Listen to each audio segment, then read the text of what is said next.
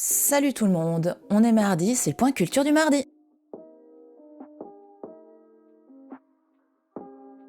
Mardi dernier, nous avons évoqué la fin de l'Antiquité, ce qui correspond à la fin de l'Empire romain d'Occident et le début du Moyen-Âge. Le Moyen-Âge, c'est 1000 ans, et une grosse période quand même. Et en ce qui concerne l'histoire du costume et de la mode, eh bien, de nouveau, on va s'intéresser aux relations commerciales. Et celles-ci sont de plus en plus importantes. Les relations avec l'Orient, qu'elles soient pacifistes ou non, permettent un important approvisionnement en matières premières. Et la plupart des tissus transitent, notamment via la Sicile, et peuvent être confectionnés sur place. L'Italie et l'Espagne deviennent à cette époque, et au cours de la Renaissance, d'importants centres de confection et de commerce de tissus. On adore particulièrement la soie, la fourrure et globalement les couleurs. Pour varier les nuances, les artisans mélangent les fils.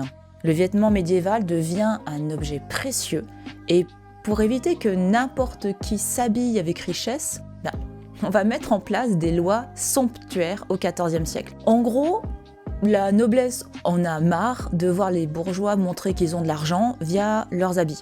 En effet, la catégorie sociale des bourgeois et des marchands font fortune grâce au commerce florissant, mais il y a un souci. Ces personnes ne sont pas d'origine noble. Et ça embête les souverains et la cour. Porter des vêtements précieux serait pour eux l'apanage des princes. Et là, ça commence à toucher d'autres couches de la société. Dans cette société médiévale, pour faire simple, on doit rester à sa place. Pourquoi ?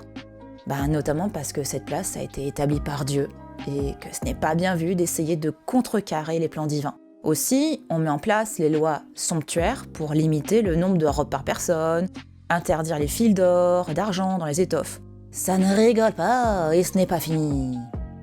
Cette vidéo vous a plu ? Partagez-la. Vous voulez plus de culture ? Suivez-moi sur YouTube et sur Twitch. Bonne semaine.